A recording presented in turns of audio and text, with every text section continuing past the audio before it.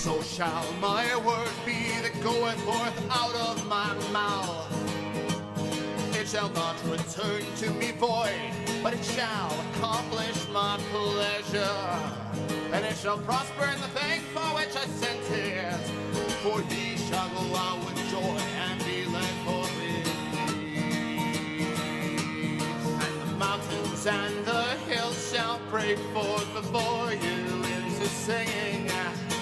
And all the trees of the field shall clap their hands. Instead of the thorn shall come the fir. Instead of the briar shall come the myrtle tree.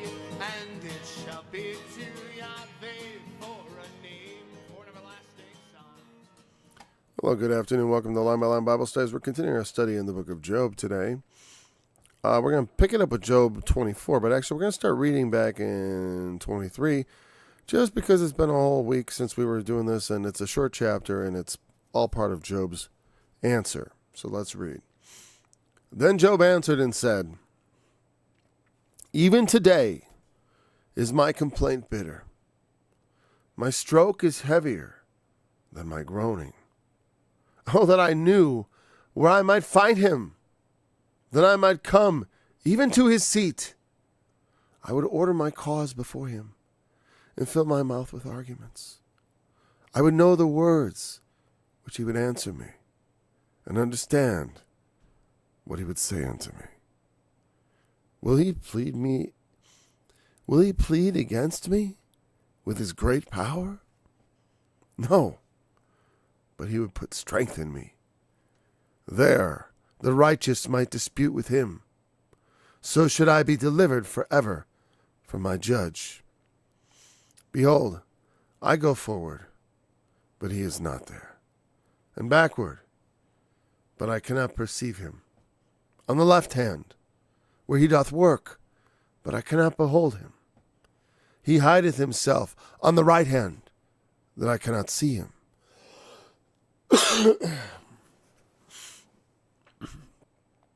But he knoweth the way that I take. When he hath tried me, I shall come forth as gold. My foot hath held his steps. His way have I kept, and not declined. Neither have I gone back from the commandment of his lips. I have esteemed the words of his mouth more than my necessary food. But he is in one mind. Who can turn him? And what his soul desireth, even that he doeth. For he performeth the thing that is appointed for me. And many such things are with him. Therefore am I troubled at his presence. When I consider, I am afraid of him. For God maketh my heart soft, and the Almighty troubleth me, because I was not cut off before the darkness. Neither hath he covered the darkness from my face. Why, seeing times are not hidden from the Almighty, do they that know him not see his days? Some remove the landmarks. They violently take away flocks and feed thereof. They drive away the ass of the fatherless. They take the widow's ox for a pledge. They turn the needy out of the way. The poor of the earth hide themselves together. Behold, as wild asses in the desert go they forth to their work, rising betimes for a prey. The wilderness yieldeth food for them and for their children. They reap every one his corn in the field, and they gather the vintage of the wicked. They cause the naked to lodge without clothing. They have no covering in the cold. They are wet with the showers of the mountains, and embrace the rock for want of a shelter. They pluck the fatherless from the breast, and take a pledge of the poor. They cause him to go naked without clothing, and take away the sheaf from the hungry, which make oil within their walls, and tread their winepresses, and suffer thirst. Men groan from out of the city, and the soul of the wounded crieth out, yet God layeth not folly to them. They are of those that rebel against the light. They know not the ways thereof, nor abide in the paths thereof.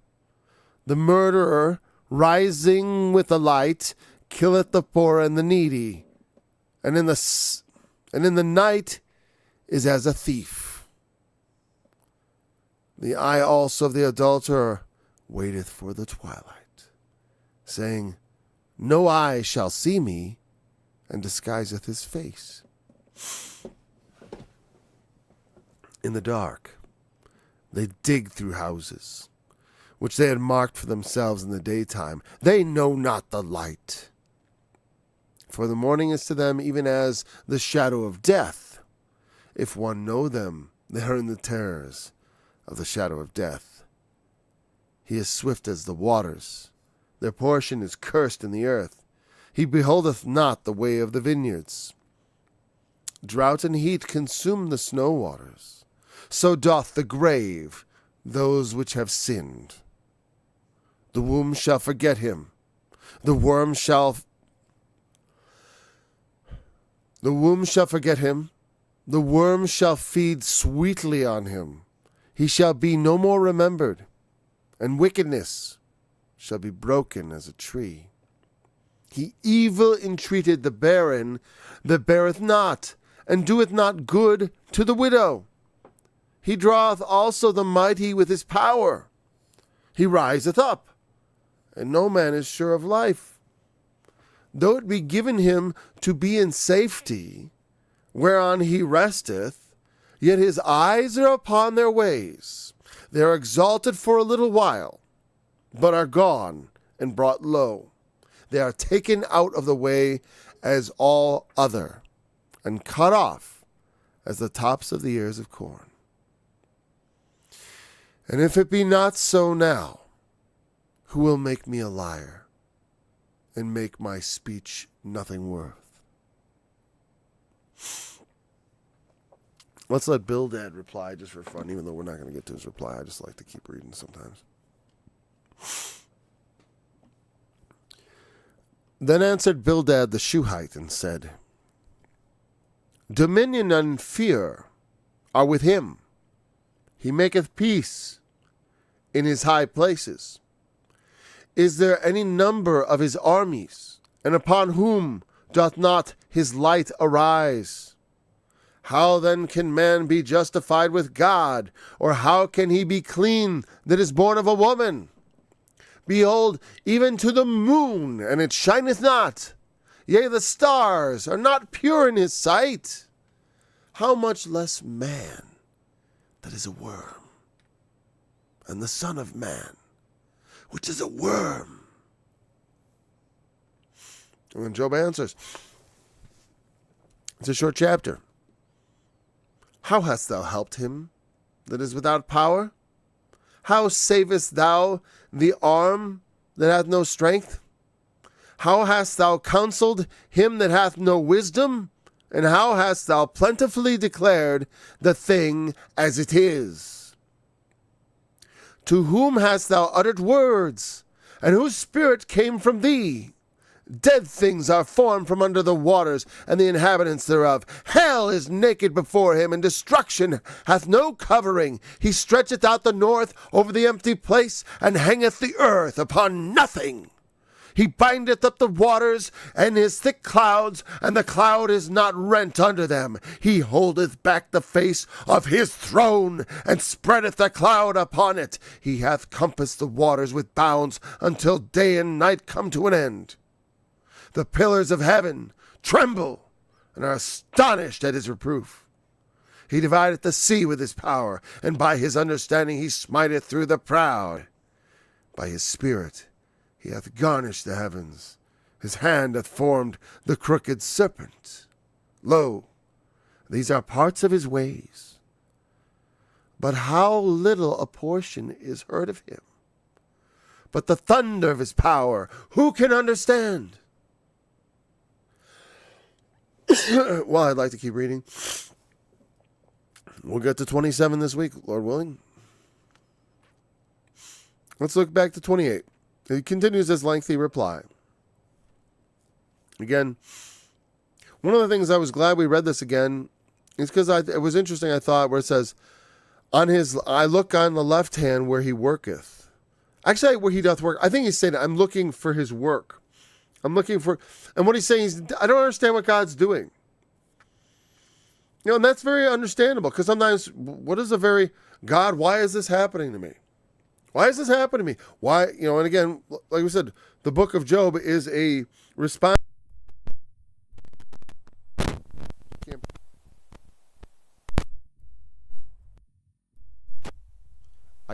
Okay.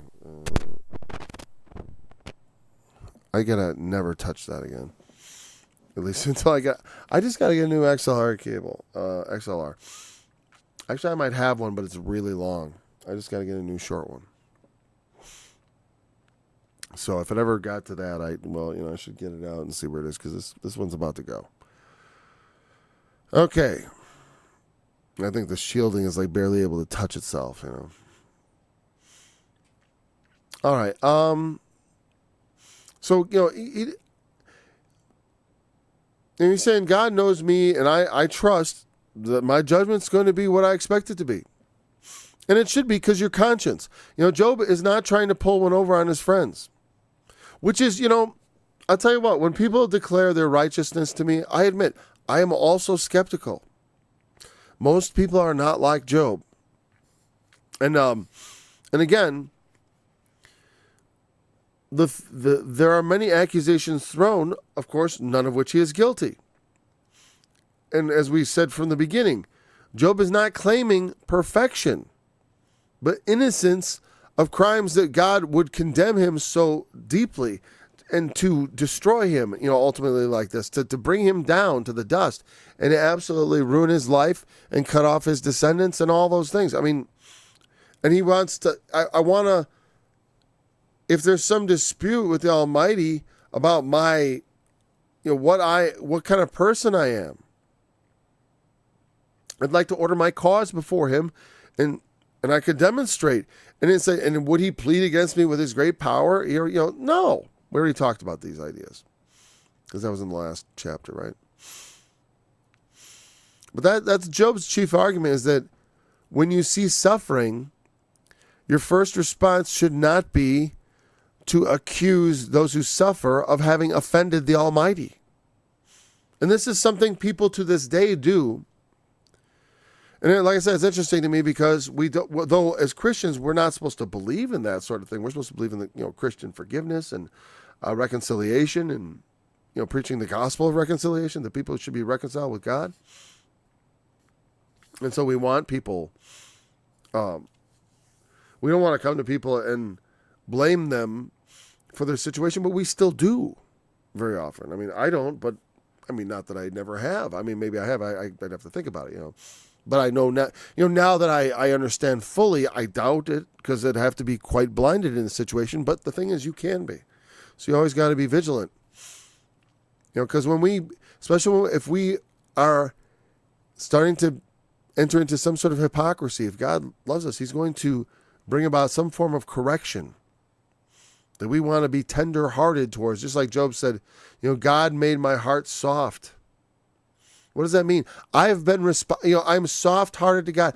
God has made me I'm vulnerable to him, because in him I've put all my trust. I put all my eggs in God's basket, and now it looks like he just dumped it out on me. It's troubling.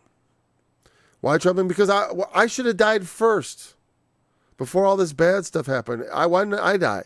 Like in Isaiah 57, the righteous perish, and no man lays it to heart that the righteous is taken away from the evil to come. Sometimes God, righteous men perish from the land right before something really bad happens.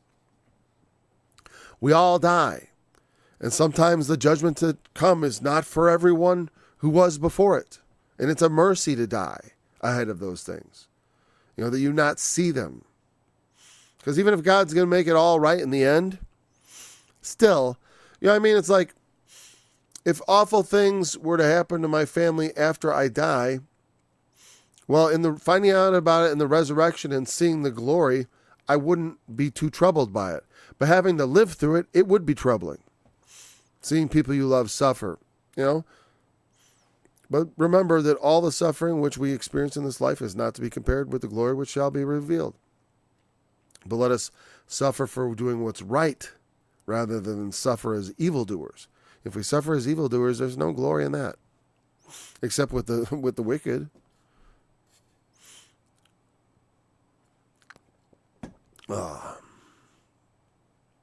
Why, seeing times are not hidden from the Almighty, do they that know him not see his days?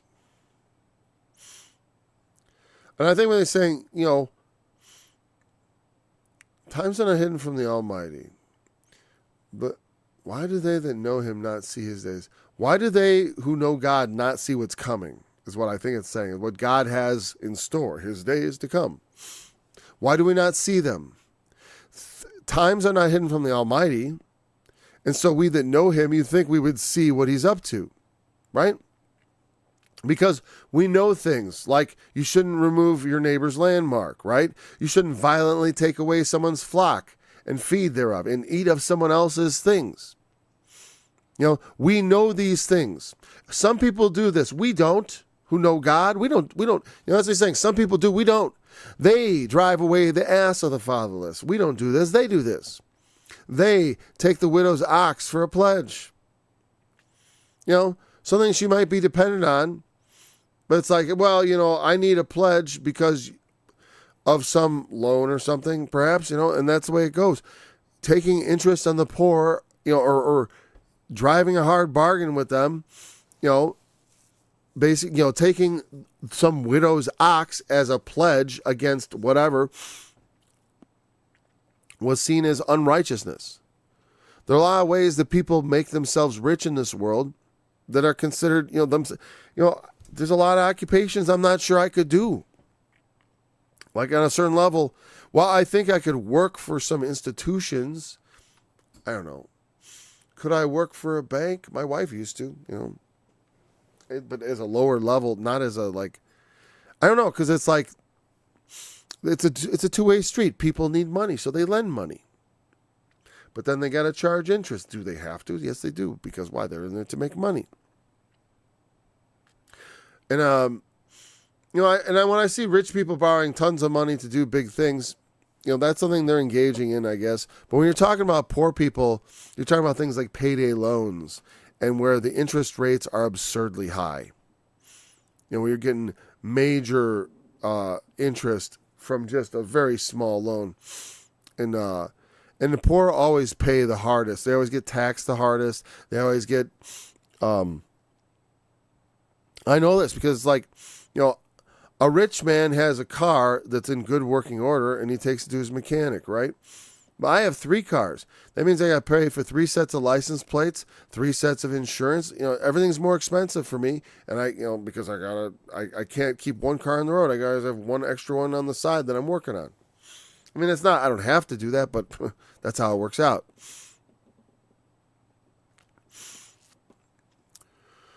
And of course, taxes like on automobiles and stuff, as far as like the license just to be able to drive it on the road and stuff, that stuff disproportionately affects people who have less money because, it's like while someone who's rich might think a $200 license plate tag is no big deal. It's like for someone who lives paycheck to paycheck, once a year having to cough up an extra $200, depending on the time of year. And what if it's the same month you got your insurance payment due? For me, it's been like that. It's like, oh, and it's also Christmas. Thanks. December was really crummy like that for a while. Because it's like, oh, right at Christmas time, my license plates expire. Or it's just after Christmas, actually. It's usually not that bad, but whatever. It's just things sometimes, being poor, a lot of things hit you harder. And you end up paying a greater proportion of your income as taxes. And righteous people understood from time that's like, hey, that's kind of cruel. I'd believe in a flat tax if it was truly flat. Yeah, eliminate all those use taxes then.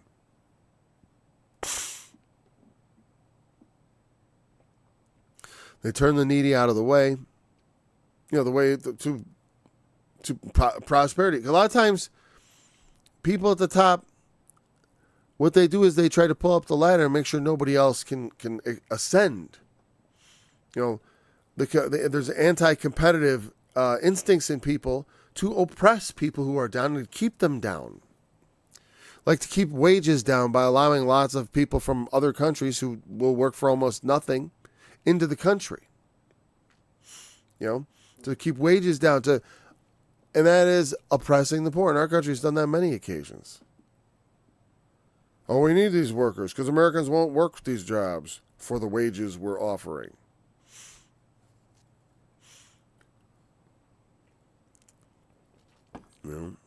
I get it. Well, nobody wants to pay the proper prices for things, so we have to play all these games.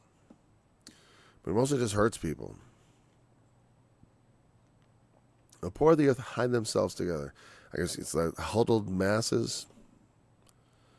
They hide themselves together because sometimes people got to stick together because there's no one else who's going to look out for you except people who are like you in the same situation.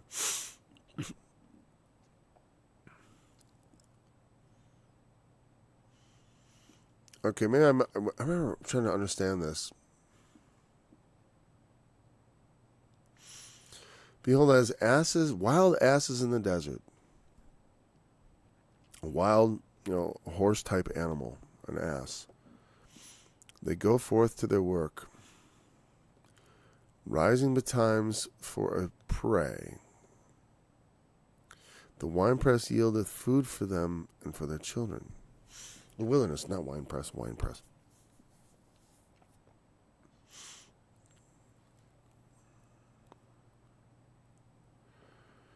See, it throws me off because previously they has been those who do wickedly, right? And when I read it, I thought it was the same thing. They turn the needy, and then but then it shifts here. The poor, they do something. They hide themselves together. Behold, as wild asses. Are they herding themselves as wild asses in the wilderness? Are wild asses solitary animals or herd animals? If they're solitary, I'm just telling you how to figure this out. You can go look up the nature of these animals, perhaps, but also you can think, okay, there's options. If it's a herd animal, then it makes sense that it's talking about the poor that huddle themselves together. But then if they're more of a solitary animal,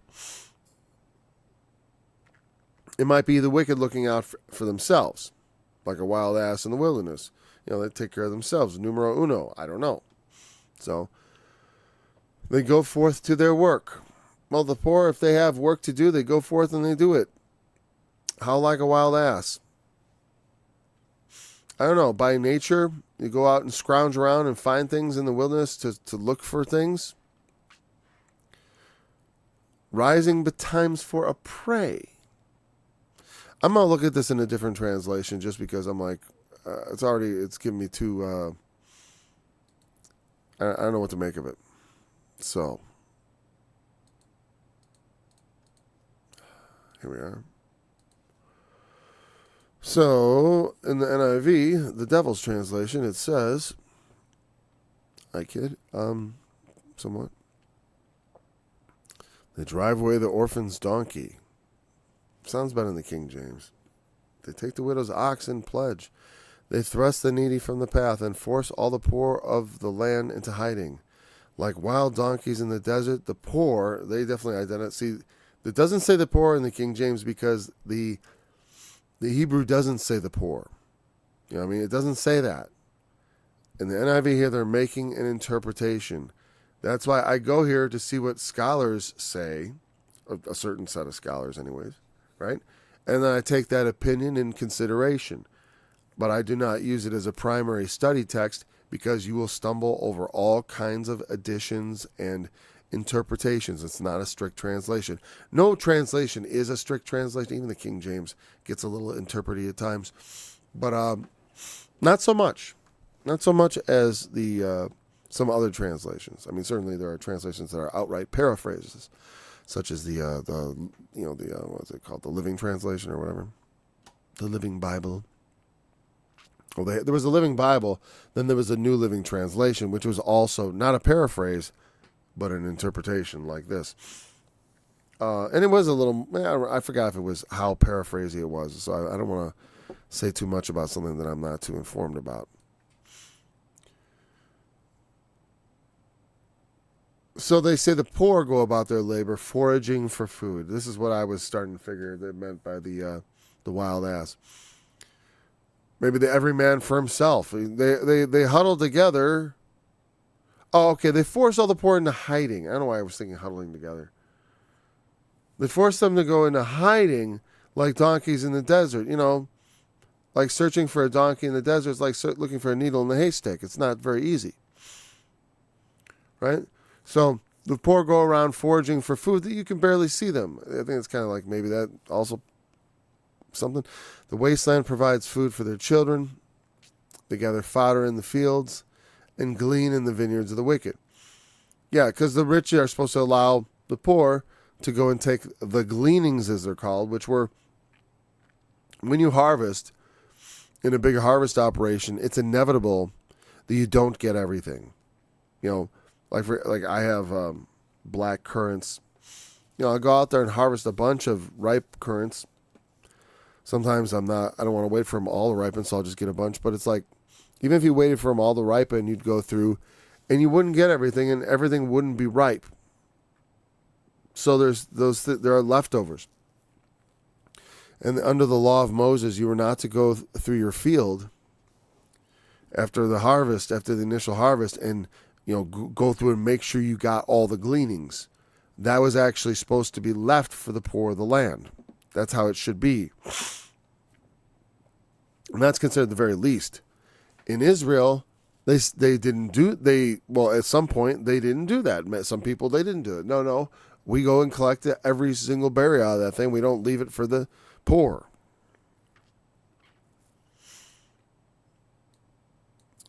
Now, we have different systems of government. Like I said, I am not an Old Testament Christian, though I do study the Old Testament, as everyone should. Even if you're not a Christian, even if you're not a believer, it's one of the most important books in history. And the ignorance concerning the Bible is shocking to me, considering how influential and important it was to our ancestors and it is to our culture. Like I point out all the times how many things in the Bible, how many sayings and stuff just are part of our vernacular. And most people don't even realize, oh, you're quoting the Bible. I hear people talking about all the time, know a tree by its fruit all the time. You know a tree by its fruit. That's Jesus. Not that it was that unobvious, but he's the one who's religiously, he's the one who's known for that point. Because he made a big point about it. Every tree that bringeth not forth good fruit is hewn down and cast into the fire. Did I never actually switch over to this for the NIV? Really? I did that. I blew that one. But here you see the NIV. They went all in on the poor. So, and I'm going to just agree with their interpretation that it's actually talking about the poor.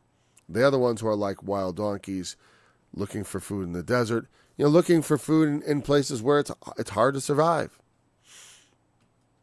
But they find in this wasteland, they manage to get by. All right, let's move on. But this is an evil of the world. Like Jesus said, you have the poor always with you, but me you have not always. But that was not a call to complacency about the poor.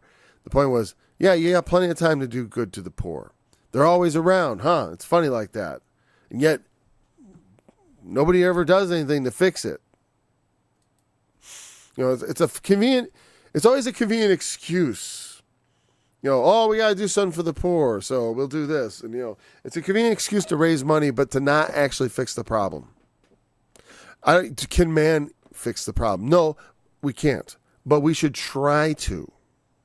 And, that's one of the things. It's like, I'm not utterly opposed, since, we have these systems that people are dependent on. Poor people are dependent on. I don't know how you just unplug that all suddenly. And if that's really where you need to start. We consider all the waste that our government has. So you have to unplug people from their, from the things they've become dependent on. Certainly not, we should, But, just because some cockamamie program has, well, we're dependent on the government for our, keeping our crazy program going. No, I've had gravy trains that come to an end. Sometimes they do, and then you got to move on with life and keep working. Okay, that's the way it goes. Anyways, it is not righteous to, try to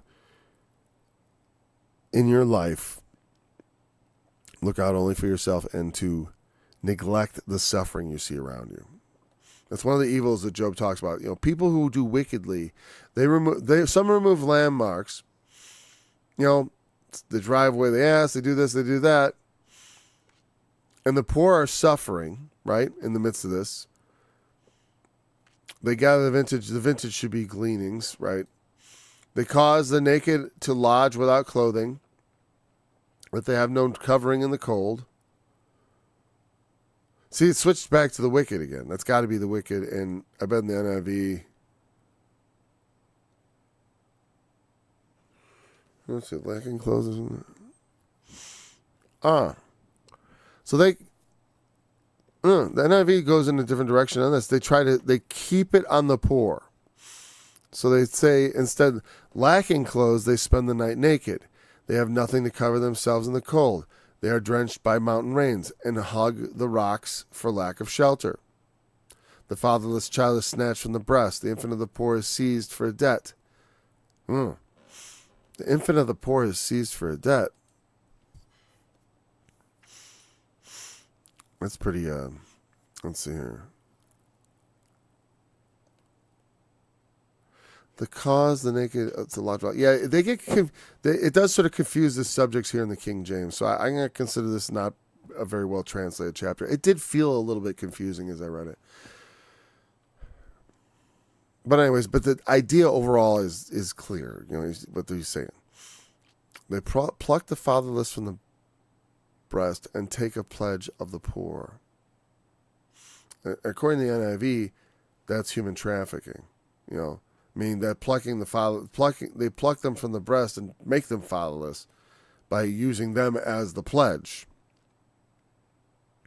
They cause and take away the sheaf from the hungry. Verse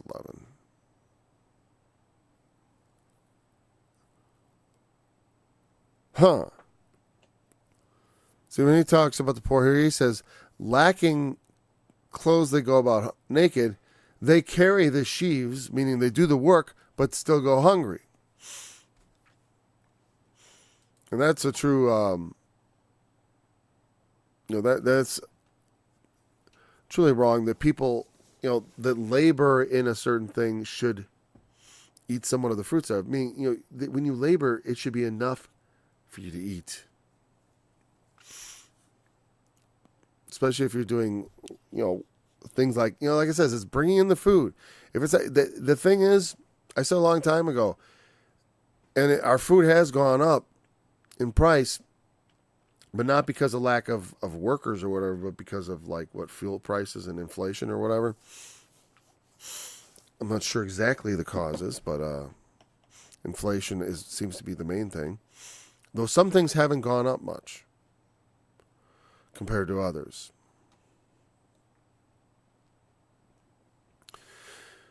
They're drenched by mountain rains. They hug the rocks. Okay, wait. The fatherless, they carry the sheaves but still go hungry. And then the King James, they take away the sheaf from the hungry. Okay, well, it's somewhat different. Which make oil within their walls and tread their wine presses and suffer thirst. I see that point as they're treading the wine pressers and they're thirsty. Their work, they're late. That like Paul said, thou shalt not. And he was quoting the Old Testament, thou shalt not muzzle the ox that treadeth out the corn. The laborer who works in the field should eat of the fruit of his labor. It was considered wrong to hold back the wages of a laborer beyond the day he worked. Meaning you're supposed to be paid on the day you worked. Makes sense to me.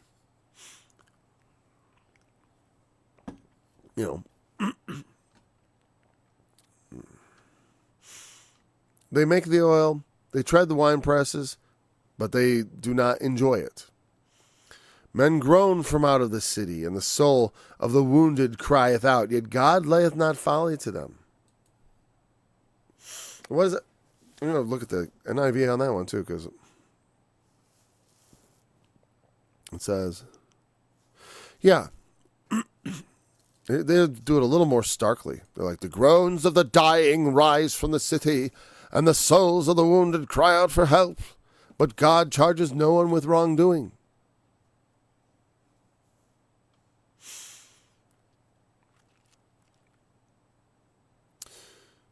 And I think he's not talking about, and initially my thought was to say, like, yeah, it's okay to cry out to God, you know? Like Jesus did in the Garden of Gethsemane, let this cup pass, right? No, but I think what he's pointing out is like, you know how the poor you have always with you, and there's all this injustice in the world, but no one ever gets in trouble for it? Like, think about California spent billions of dollars over the past decade or so, billions and billions, on the homeless problem, and they've got more homeless people than ever. So, you know, they've enhanced the problem. They've actually incentivized homelessness, so they've got lots of homeless people. And are they less miserable than before? No, they're not less miserable than before. We haven't done nothing to alleviate their suffering. So what? But how does that happen? Well, because of corruption. It's like that. Nothing is actually done to solve the problem. Why solve the problem? It would cut off the funding. You know, we get paid to take care of the homeless, not to take care of people who used to be homeless. There's all kinds of injustice in the world. Employers that take advantage of their employees, sure. There's the powerful taking advantage of the weak. Politicians taking advantage of their position. All this injustice. Right? Everyone's crying out against it. Everyone knows that the world is full of injustice. Everybody knows the dice are loaded, right? Everybody knows there's all this crooked stuff going on in the world. But God doesn't step in and do anything about it. He didn't come in and say, all right, let me set things straight. Nope. Doesn't do a thing about it. Just, you know. And then he goes on this part about those who rebel against the light. And I like this because it's like he's acknowledging the facts of life, which his friends don't seem to want to acknowledge, which is that bad things happen to good people. And while Job does not understand why, he certainly is not turning on God over it. And also, he's not going to falsely... When you haven't done anything to deserve what you're suffering, you're not. Why should he prostrate himself for their satisfaction?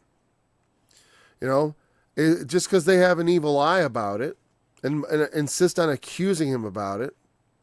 And I get it. You know, here's the thing, though. And like I said, I feel the same way. I'm very skeptical of people who claim righteousness, especially when people claim like, well, from the first time I believed, I never ever sinned again. You know, that's 30 years ago. It's like, okay.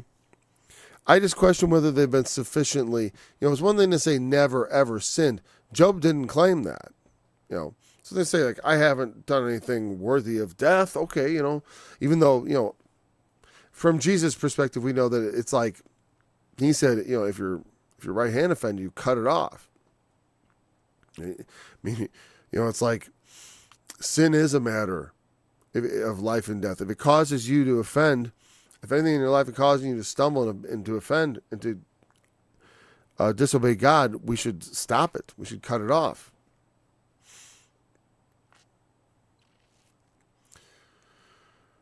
They are those that rebel against the light. They know not the ways thereof, nor abide in the paths thereof. The light is that which makes manifest. You know, God makes manifest through light. It says, in the beginning was the Word, and the Word was with God, and the Word was God. And they came into the world, that Word did, and it was called the light of men. And it lighteth the light, that light that lighteth every man that cometh into the world. And what is that light that lighteth every man? And to me, it's like, well, he is that light, ultimately. And because our spirits and our consciousness comes from God. and it is something God has given to humanity. It is, that we are made in His image. It has something to do with this conscious being we experience that seems to be different from the animals. Not entirely different, but different enough.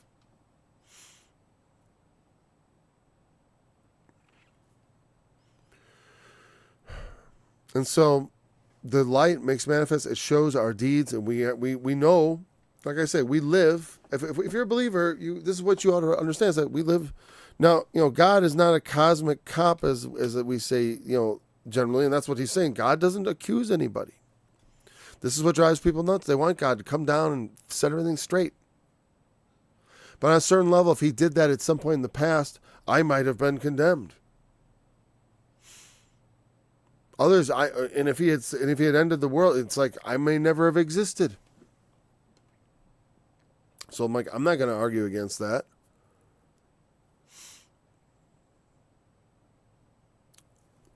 God sits on a throne that is white, and we live in a benevolent surveillance reality.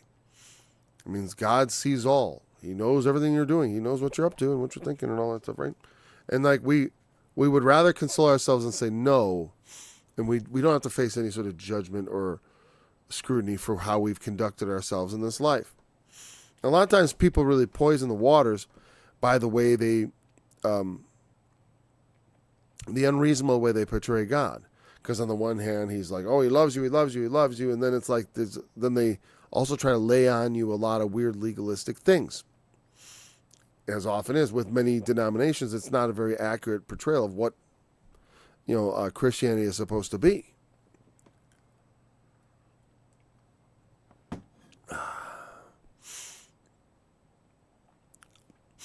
But they rebel against the light because they do not want to be seen in what they're doing. They don't want to be exposed to that judgment, to the scrutinous eye of God, to God's eye of judgment, to Him seeing. And that's why they like to deny. They don't want to believe in it. They rebel against the notion that there is light, that lighteth every man. Our conscience, that's a reflection of God's nature to some degree. And when your conscience tells you, oh, no, that's a little bit of God talking to you. Not a piece of God. Please don't take me too literally on there. I mean, a little bit of His image cropping up in our consciousness, because that conscience that guides you and tells you like that's wrong and that's right and this shouldn't be and that should be, that sense, that is part of what will ultimately condemn us if we come before the that harsh judgment throne that is promised, where we will where we just are left with our works alone, and especially if our works have been evil, well, like I said, I do think the judgment has been committed unto the Son, and He is the Savior, and so through Him salvation can be found. And say, well, you mean at the judgment? It's like it's given to men once to die, and after death isn't judgment. The judgment is after death, and He will judge their life.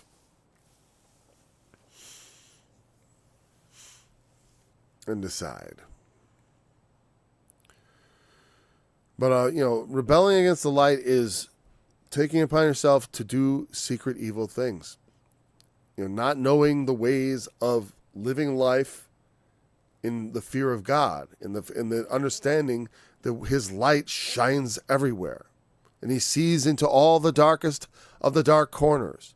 And the things you do that you think that He can't see, He does, or that no one sees, someone sees.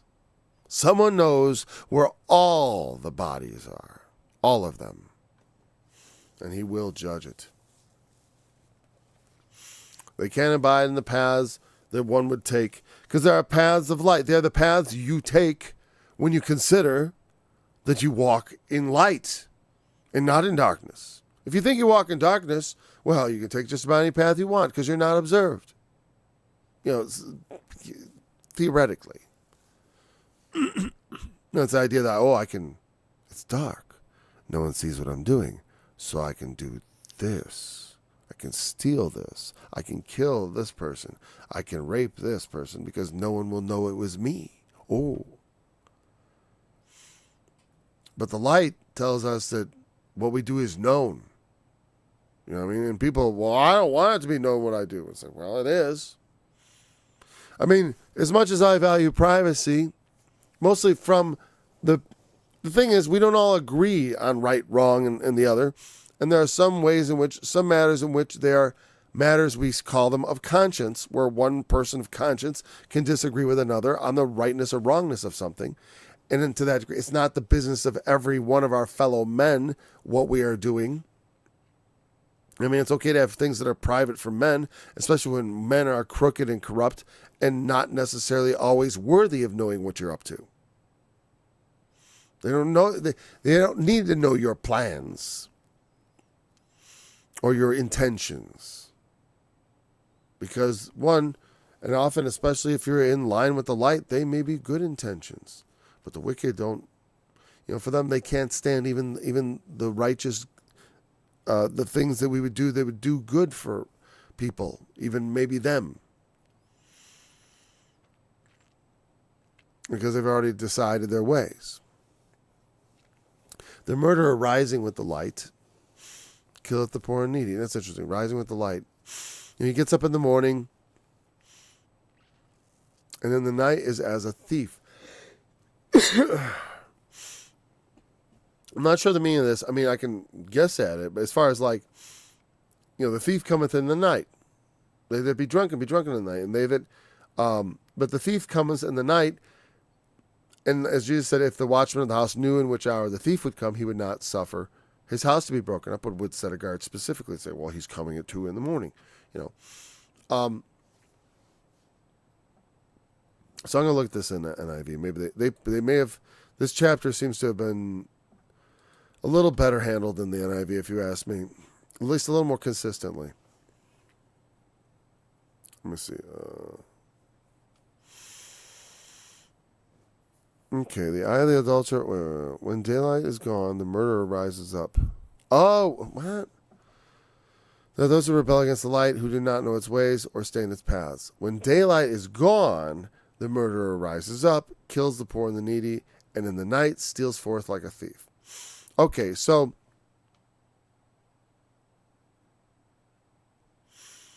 I think it's saying the murderer rising with the departure of the light is, I guess, the idea. The daylight is leaving. Like, it's not the murderer that's getting up and going. It's the daylight, according to the NIV. Okay, and I think they're right on that regard. It's probably right. That makes a lot of sense. It makes more sense than them getting up in the morning to do it. Because, right? So, I'm with them. Like I said, sometimes I'm with the translators. The interpreters, I should say. And they do translate also, but there's also interpretation going on. And then sometimes it's the right thing.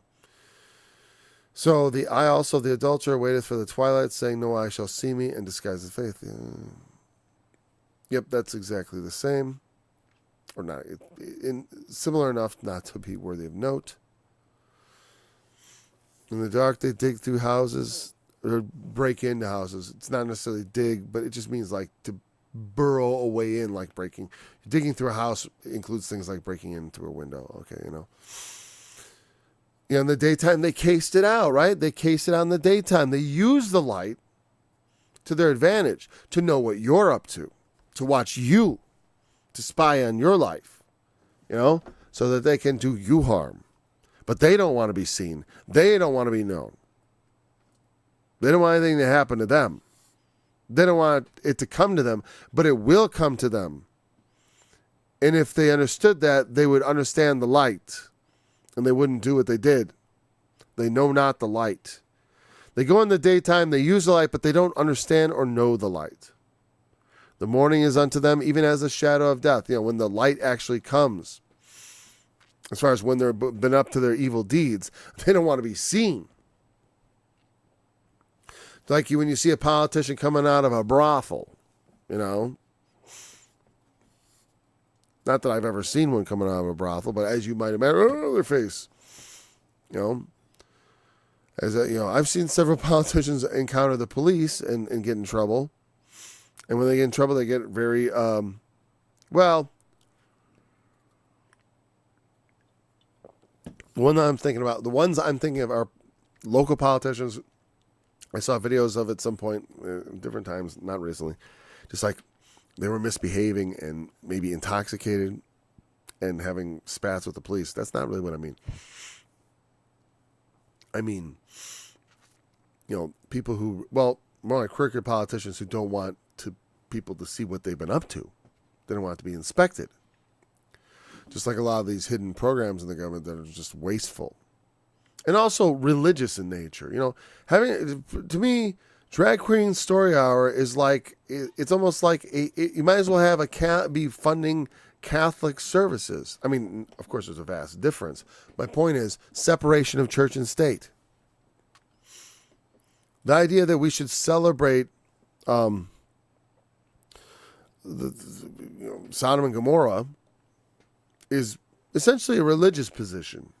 It's not anything that I don't know how you can't, no civil, I don't know. I don't really see how it could be any other way. As swift as the waters.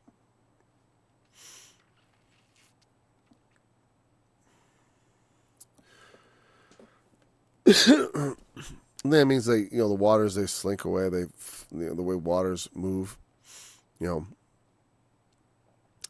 also the way water also slips away in the sense of like their portion is cursed in the earth.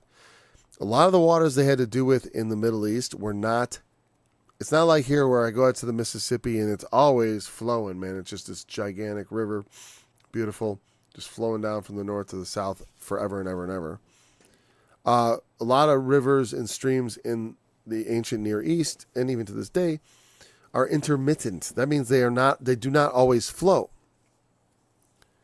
So when it talks about swift as waters, it means the types of waters they were often more familiar with were waters that would come flowing in suddenly and then just as quickly go flowing out and then it'd be dry again because they were intermittent streams.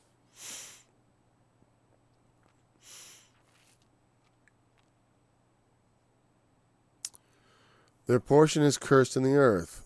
And that's why when it says he's swift as the waters, like I said, I think that means they're coming and going, like just like their lives just kind of rush and go through. And he's saying they don't really have a good portion. But like the waters, they swiftly flow away like the sands of time running out of the glass, that kind of an idea. Okay, so he beholdeth not. I got to look at that verse in the NIV because that is just 18.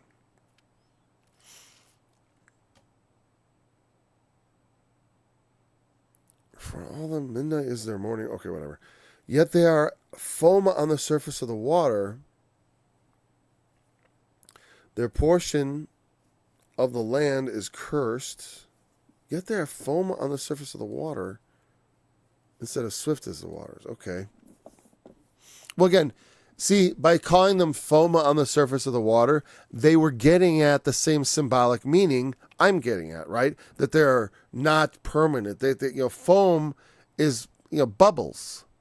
Bubbles are not rocks, I mean, they're not even sand. Sifting sand, Christ the solid rock I stand, all other ground is sifting sand. Well, bubbles are less than sand. They're more unsteady and less durable than any of those things. Now, I'm not sure if it means foam on the surface of the water or not, but that'll do. It just goes to show that they agree with me of what the symbolic nature is here. So either way is fine. Take your pick. So that no one goes to the vineyards. Okay, I see they have about as much idea what that meant as I do, because they're translating, the portion of the land is cursed so that no one goes to the vineyards.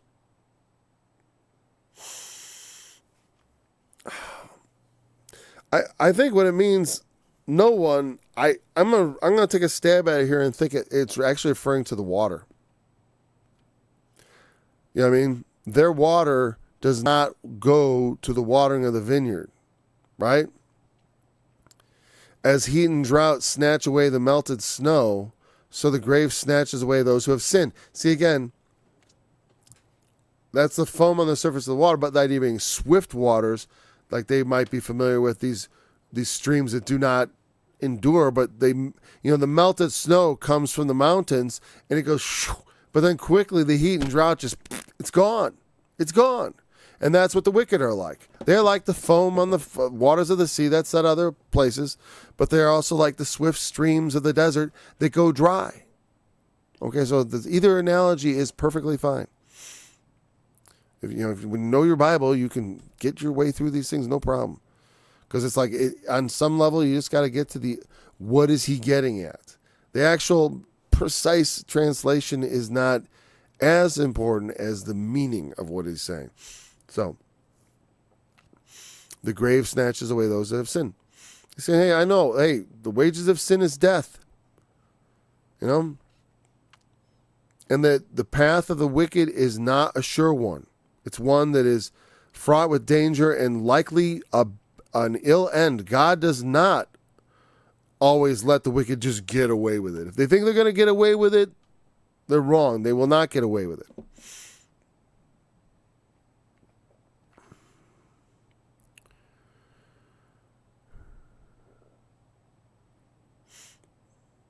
The womb forgets them, the worm feasts on them. I like that.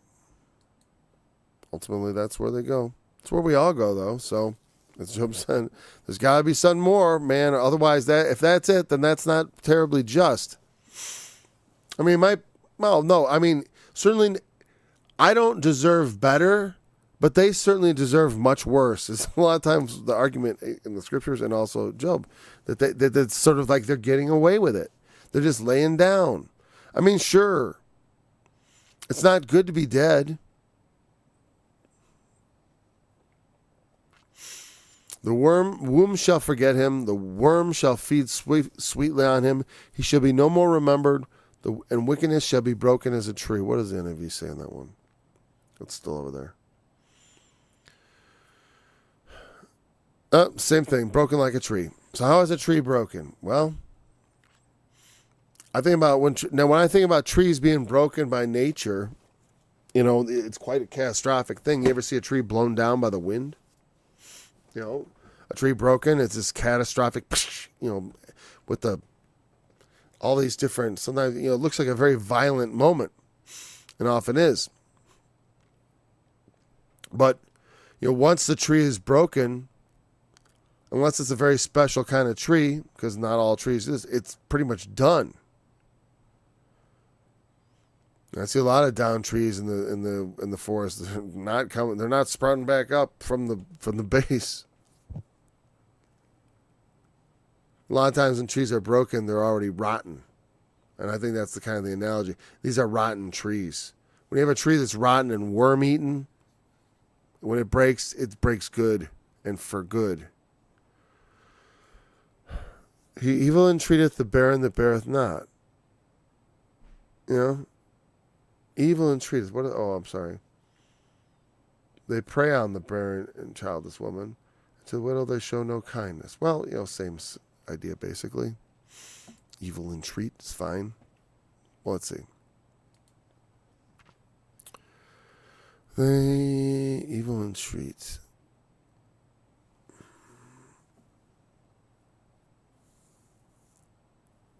It says ra'ah, to break.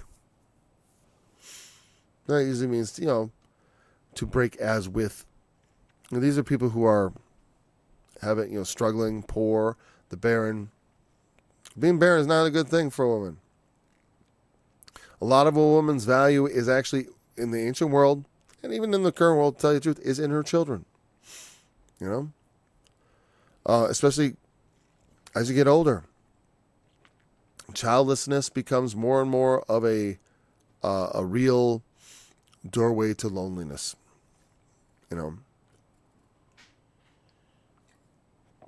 As people often find out too late. I'm going to say it's good to start a family early.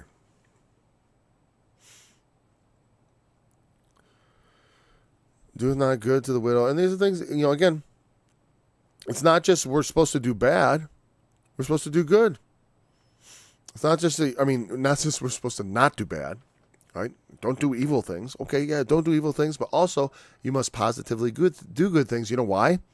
Because there is already evil in the world. And it's not good enough that we should just not do evil ourselves and not participate in evil, but we should also do something to remediate the evil and to alleviate the suffering.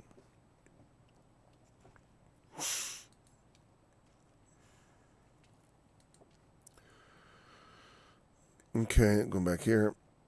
So he draweth also the mighty with his power. He rises up, and no man is sure of his life. To me, I always thought that meant like, the wicked, with the wicked.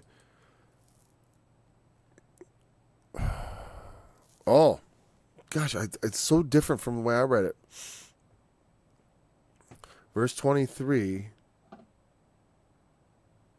I'm going to scroll it up just a bit. It's just interesting. Though he be given to him to be in safety wherein he resteth, his eyes are upon their ways.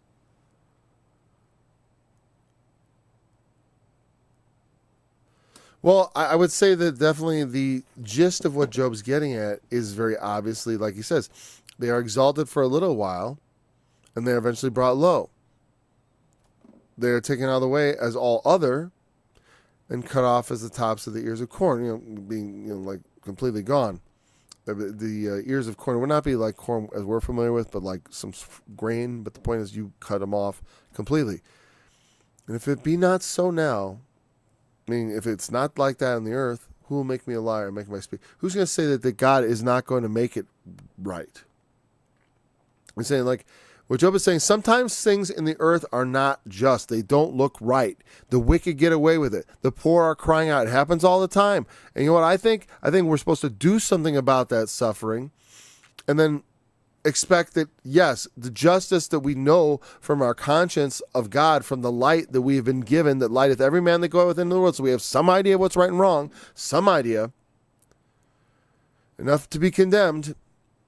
Certainly for great evil. We know the great, there's no, other than people who have severe brain injuries and stuff, people know that it's wrong to kill. And the person with severe brain injury, if they're killing, I'm assuming it's on accident. Like they literally don't know what they're doing. That would be the only way, like, oh, he literally doesn't know. And he pressed that button and it crushed the guy. And it's, he's not, he doesn't know what he's doing. He doesn't have a mind, He's got the mind of a 2-year-old. And he really, but the body's dangerous. Okay. Not really. I tend to think, I remember every time I hear not the grapes of wrath. Every time I hear, because in high school they read of Mice and Men. And I truly think of Mice and Men, that communist, what's his face, who wrote that book? I forget his name right now. He also wrote of Mice and Men, The Grapes of Wrath. I keep hearing, in my mind, I keep thinking Salinger, but it's not. It's not him at all. It's that famous American author. But like,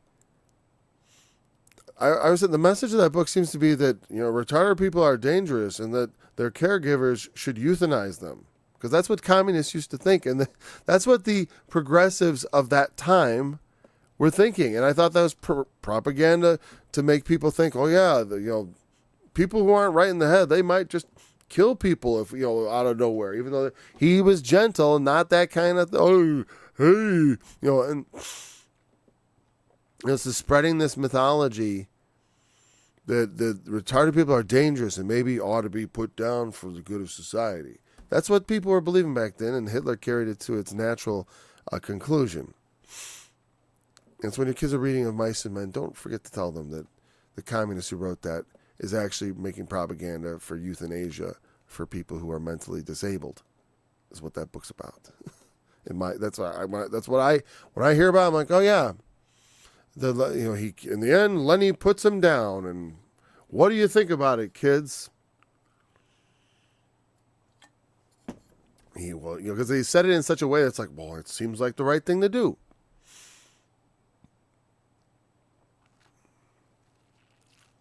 I went too far back here. John Heat consumed the snow water, so did the grave. I like the poetry there. He draweth also the mighty with his power. He riseth up, and no man shall. I think this is calling God. You know, it says, Jesus says, if I be lifted up, I will draw all men to me. And also, in the idea, God draws people to him for different reasons. To embrace us, and to bring us, to draw us near to judgment also. Come draw ye near to judgment. You know, coming in, he draws the mighty with his power, that the mighty themselves must come before God. He rises up, and no man is sure of his life. You know, that's when God rises up, when he shows his mighty power. No one can be sure. That's what Job is saying. He terrifies me.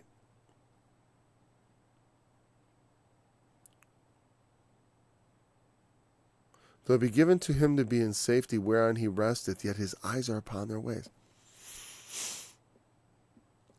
Because I almost at first thought, maybe this is about Job. It's given him to be in safety whereon he resteth. I'm not sure what that means. What about the NIV?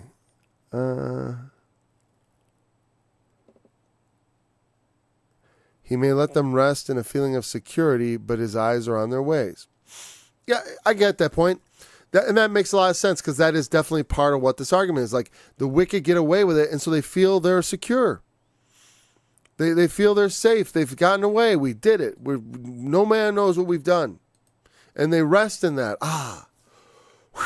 Got away with it. But God's watching.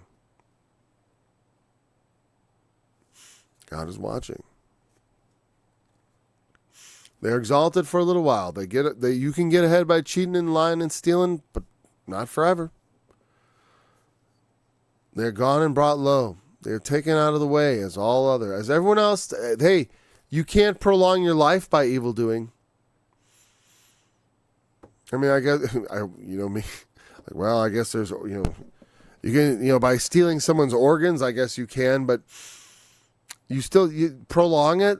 How long? You can't really prolong your life. No one prolongs their life beyond that which God has given us.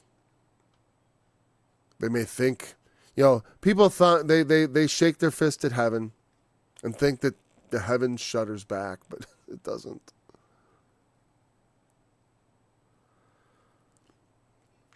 And if it be not so now, who will make me a liar, make my speech nothing worth?